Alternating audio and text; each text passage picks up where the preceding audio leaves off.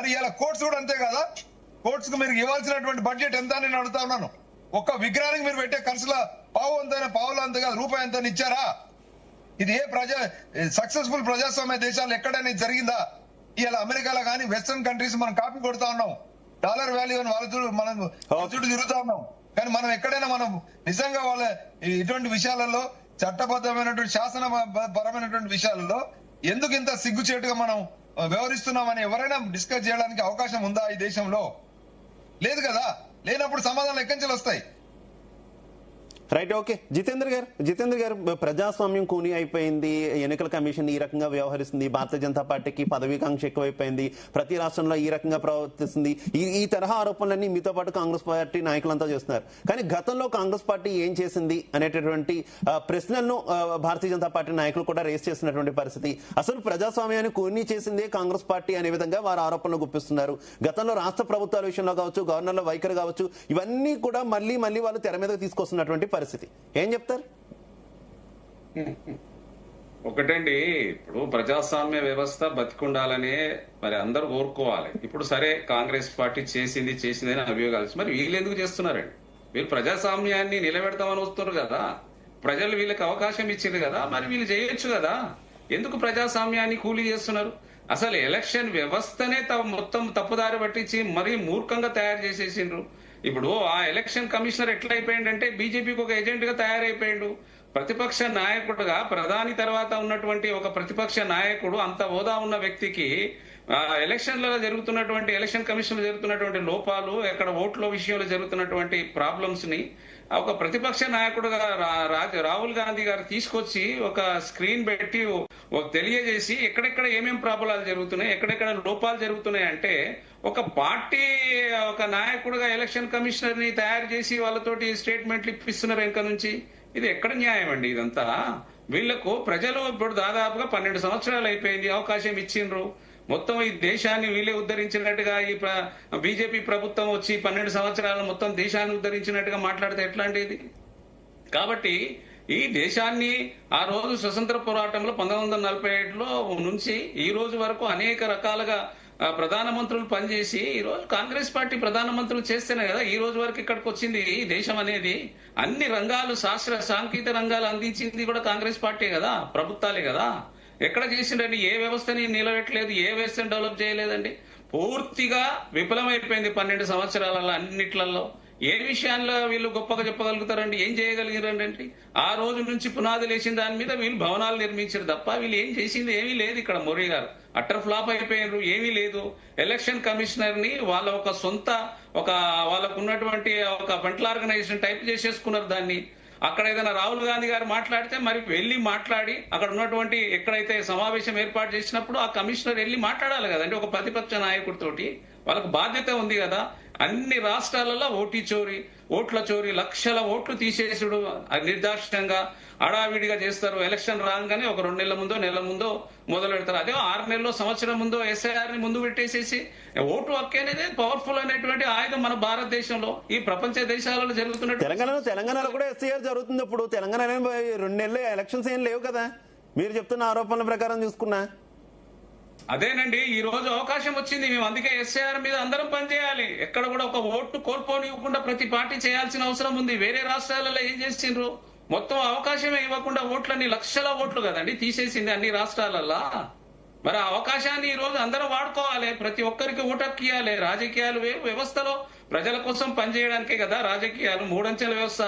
ప్రజలు, ప్రభుత్వము, ప్రజాప్రతినిధులు అంటే ప్రజలు ఎన్నుకుంటారు కాబట్టి ఆ ప్రజల సౌకర్యాలు, దేశం బాగుండాలనుకున్నప్పుడు ప్రజాప్రతినిధులకు అందరికీ అవసరాలు ఉంటాయి. అందరు చేయాల్సిన పని అది. ఊరికైనా ప్రజాప్రతినిధి అయితే నేను ఏది పట్టించుకోనంటే కుదరదు కదా. ఈ రోజు సరే అవకాశం వచ్చింది రాష్ట్రంలో. ఈ రోజు అన్ని ఒక ఓటు కూడా నష్టపోకుండా ఉన్న వాళ్ళందరినీ సరిచేసాల్సిన అవసరం ఉంది. కాబట్టి దాని మీద మేము కాంగ్రెస్ పార్టీ కూడా నిర్ణయం తీసుకున్నాం. ఈ మధ్య కాలంలో నేను కూడా ఓ పిఎస్సి సభ్యుడిని. నేను అందులో కూర్చున్నప్పుడు ఎస్ఐఆర్ మీద ముఖ్యమంత్రి గారు, మంత్రులు మేమంతా కలిసి చూసినాం. మేము అక్కడ అంతా ఈ విషయంలో ఖచ్చితంగా ఒక్క ఓటు కూడా పోకుండా ఉన్నటువంటి ఓట్లను అందరినీ అవకాశం ఇచ్చే విధంగా పనిచేయాలన్నట్టుగా మాకు ముఖ్యమంత్రి గారు పిసిసి ఆదేశాలు ఇచ్చిండ్రు. ఆ విధంగానే మేము గ్రౌండ్ స్థాయిలో పనిచేస్తున్నామండి. కానీ ఎలక్షన్ సంఘం అనేది ఈ విధంగా చేయడం అనేది బాధాకరం. వారు అనేది ఒక పార్టీ కాదండి, అదొక ఇండివిజువల్ సంస్థ. అది దాని నిర్ణయాలు తీసుకునేటప్పుడు అందరినీ ఇప్పుడు మా వాళ్ళు అక్కడ జరుగుతున్నట్టు మధ్యప్రదేశ్ జరుగుతున్నప్పుడు మా నాయకులు వెళ్ళినప్పుడు వాళ్ళకు అవకాశం కల్పించి చెప్పుకునే అవకాశం ఇవ్వాలి కదా. ఎలా రిజెక్ట్ చేస్తారండి, ఎలా కలవరండి? చెప్పుకునే అవకాశాలు ఇవ్వాలి కదా. ఇది ఎక్కడ ప్రజాస్వామ్యం అండి? Right, okay okay. శ్రీనివాస్ గారు కంక్లూడ్. ఒకటి మళ్ళీ మా మీద ఆరోపణ చేస్తే ఎట్లా, ఎలక్షన్ కమిషన్ మీద రిటర్నింగ్ అధికారుల మీద ఆరోపణ చేస్తే ఎట్లా? ఇవాళ బహుశా 12 గంటలకు టైం ఇచ్చినారు.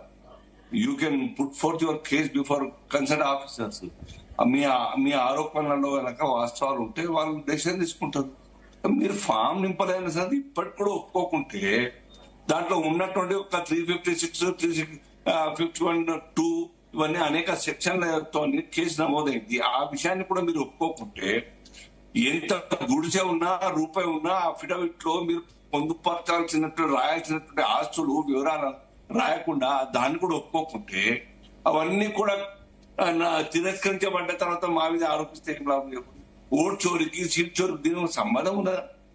మీ చేతగానే కాకుంటే ఇవాళ మేము తప్పులు చేసి ఉంటే దేశంలోని అనేక రాష్ట్రాల్లో 1 by 1 మమ్మల్ని ఎట్లా గెలుపుతారు? ప్రజల యొక్క నిర్ణయాలకు మీరు అవమానపరుస్తున్నా? ఓటేసిన దానికి మీరు అవమానపరుస్తున్నా? మీరు కాదు, తప్పు కదా. అట్లా గెలుస్తున్నాం, ప్రజలు గెలిపిస్తున్నారు, మేము మంచి గవర్నెన్స్ ఇస్తున్నాం. ఈర్ష్యతోని మీ తప్పుల్ని కప్పిపుచ్చడానికై మా మీద చేసేటువంటి ఆధార రహితమైన ఆరోపణ తప్ప ఇంకేం లేదు. కాంగ్రెస్ పార్టీ చేసినారు చాలు. మీరు చెప్తున్నారు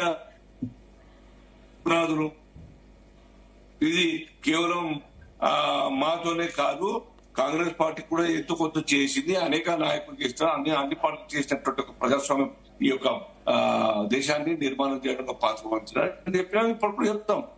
కానీ మీలోని శాంక్టిటీ, మీలోని నిజాయితీ, అవుట్పుట్ తీసుకురావడం చేసే ప్రయత్నం లేని కారణంగా జపాన్ తో వెనుకబడ్డం, ఇజ్రాయెల్ తో వెనుకబడ్డం, చైనాతో వెనుకబడ్డం, జర్మనీతో వెనుకబడ్డం. 54 సంవత్సరాలు ఒక్కడిగారంటే 5.5 దశాబ్దాలుగా కాంగ్రెస్ పార్టీ దేశాన్ని పాలించింది. దేనికోసం?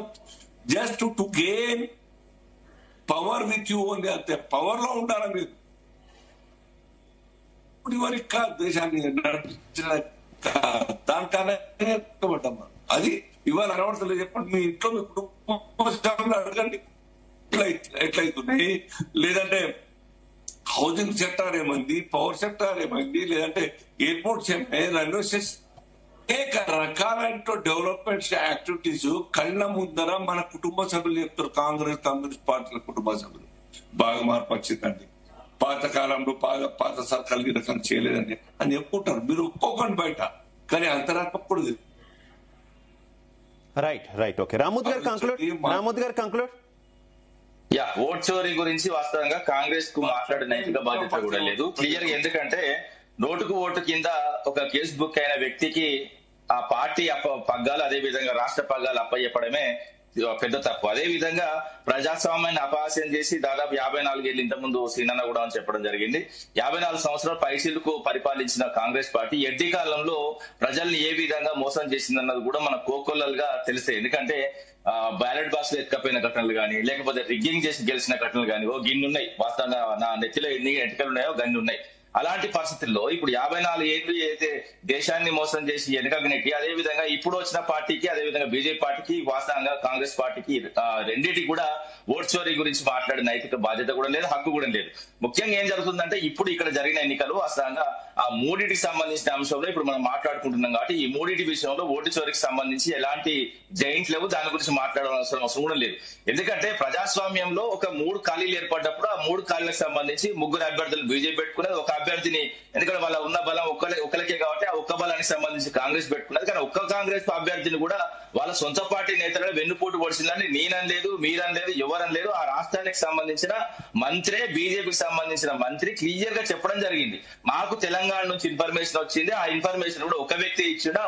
ఆ వ్యక్తి ఎవరో కనుక్కోండి. బీజేపీ పార్టీ ఇప్పుడు కేంద్రంలో ఉన్నది కాబట్టి, రాష్ట్రంలో కాంగ్రెస్ ఉన్నది కాబట్టి, ఇద్దరు బాయ్ కాబట్టి ఇద్దరు కలిసి వెతకండి. లేకపోతే ఈ బాయ్ ఆ బాయ్కి ఏదైతే సహాయం చేసిండ అన్నది క్లియర్ గా అర్థమవుతుంది. ఎంత దాచుకున్నా, ఎంత వాస్తవాన్ని చెద్దరి కింద కప్పి పెట్టినా కూడా క్లియర్ గా తెలిసిపోతుంది. అది నివురు కప్పిన నిప్పు కాదు. అదే విధంగా కంప్లీట్ గా ఓపెన్ గా ఉన్న నిజమే, అంతే తప్ప కానీ ఇక్కడ ఏ పార్టీ కూడా అవసరం లేదండి. ఇప్పుడు క్లియర్ గా చెప్పాలంటే చాలా క్లుప్తంగా అంశం ఏంటంటే, మధ్యప్రదేశ్ లో జరిగిన ఈ 3 సంబంధించిన ఎన్నికలకు ఇతర పార్టీలకు ఎవరికి సంబంధం లేదు.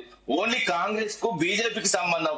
కాంగ్రెస్ కు బీజేపీకి కాంగ్రెస్ ఏ విధంగా సహకరించింది, ఇక్కడ తెలంగాణలో ఉన్న కాంగ్రెస్ బీజేపీకి అక్కడ ఉన్న బీజేపీ ప్రభుత్వానికి ఏ విధంగా సహకరించింది అన్న అంశమే ఇప్పుడు క్లియర్ గా తెలుస్తున్నది. ఆయన కూడా చెప్పిండుగా పలుమారు రేవంత్ రెడ్డి, నేను మోడీ అంశాలను ముందు తీసుకుపోతున్నా కాబట్టి, మోడీ చెప్పిన అంశాలను ముందు తీసుకుపోతున్నా కాబట్టి క్లియర్ గా నా పార్టీలో ఉన్న సీనియర్లకు నేను నచ్చట్లేదు, నా మీద ఎక్కడ పడితే అక్కడ మాట్లాడుతున్నారు, తస్మాత్ జాగ్రత్త, ఒక్కొక్కరిని వాస్తవంగా చెప్పాలంటే వదిలిపెట్టా, కంప్లీట్ గా వాడిని బట్టలిప్పి కొడతాను కూడా మాట్లాడిన ఘటనలు కూడా మనకు కోకులలుగా ఉన్నాయి. ఇప్పుడు సొంత పార్టీల నేతల మీదే ఈయన వార్లు, డైలాగులు, అదే విధంగా తంతా గుద్దుతా, మిమ్మల్ని మటాజ్ చేస్తా అన్నది కూడా మాట్లాడిన అంశాలు కూడా ఉన్నాయి.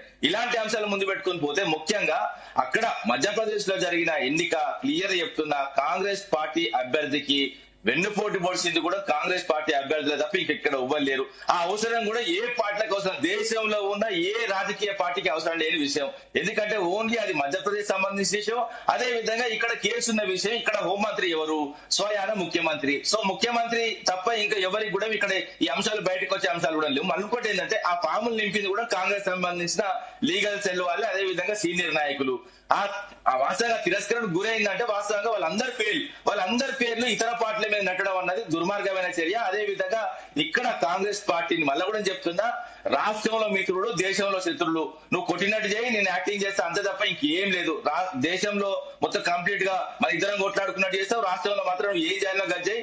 ఆ విధంగా నేను ఎక్కడ తీసుకపోతే అక్కడ తీసుకపోతా అని క్లియర్ గా స్టేజ్ల మీద చెప్పుకున్న అంశాలు. ముఖ్యంగా ఏంటంటే రాష్ట్రంలో కూడా క్లియర్ గా ఉప ఎన్నికలు వచ్చినప్పుడు కూడా కాంగ్రెస్ పార్టీ బీజేపీతో ఎట్లా కలిసి పనిచేసిందో కూడా చూసుకోవచ్చు. ఎందుకంటే ఇప్పుడు హుజరాబాద్ ఎన్నికలు కానీ, అదే విధంగా భువనగిరి, వరంగల్, అదే విధంగా హైదరాబాద్ దారిలో భువనగిరి ఉంటుంది, అక్కడ చైర్మన్, వైస్ చైర్మన్ పదవులు కూడా పంచుకున్నారు. అదే విధంగా మొన్న మున్సిపాలిటీ ఎన్నికలకు కూడా అదే విధంగా కలిసి పనిచేసిండు. ఆ అభ్యర్థులను వీలు తీసుకుని చైర్మన్ పదవి, వైస్ చైర్మన్ పదవులు కూడా పంచుకున్న చూస్తున్నాం.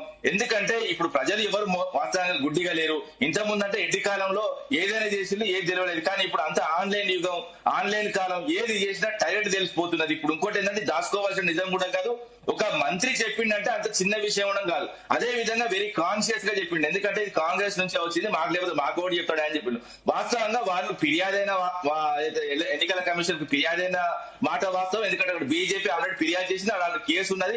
ఆ కేసుకు సంబంధించిన వివరాలను ఆల్రెడీ జతపరిస్తే దాన్ని తిరస్కరించిల్లు, అంతే తప్పగా ఇక్కడ కేసు బుక్ కాలేదు ఈయన అంటాడు, అసలు కేసే లేదు మీనాక్షి నటరాజు ఈయన అంటాడు. కానీ నాంపల్లి కోర్టులో చూస్తే క్లియర్ గా, ఎందుకంటే 2223 BNSS యాక్ట్ ప్రకారం కేసు బుక్ అయిన విషయం కూడా తెలిసిపోయింది. ఇంతే తప్ప ఇక్కడ దాచుకోనికి వాస్తవంగా ఏమీ లేదు. క్లియర్ గా ఇద్దరు దొరికిళ్ళు. ఇటు రాష్ట్రంలో రేవంత్ రెడ్డి అండ్ కో దొరికింది. అదే విధంగా అక్కడ ఎందుకంటే బీజేపీ పార్టీలో ఏ విధంగా వాళ్ళు బలంగా ఉన్నారో ఆ బలాన్ని ఉపయోగించుకొని కాంగ్రెస్ పార్టీని ఒత్తాలనుకున్నారు, ఒత్తేసిలు అంతే. Right, okay, thank you Ramurthy గారు, థ్యాంక్ యూ బీబీరావు గారు, థ్యాంక్ యూ మిద్దెల జితేందర్ గారు, థ్యాంక్ యూ అల్జాపూర్ శ్రీనివాస్ గారు, అందరికీ కూడా ధన్యవాదాలు డిబేట్ లో పాల్పంచుకున్నందుకు. ఓవరాల్ గా చూస్తే మీనాక్షి నటరాజన్ రాజ్యసభ నామినేషన్ తిరస్కరణ మీద అయితే భిన్న స్వరాలు వినిపిస్తున్నాయి. కాంగ్రెస్ పార్టీ మాత్రం భారతీయ జనతా పార్టీ మీద, ఎన్నికల సంఘం మీద తీవ్ర స్థాయిలో దుమ్మెత్తిపోస్తున్నటువంటి పరిస్థితి. కనీసం ఎన్నికల కమిషన్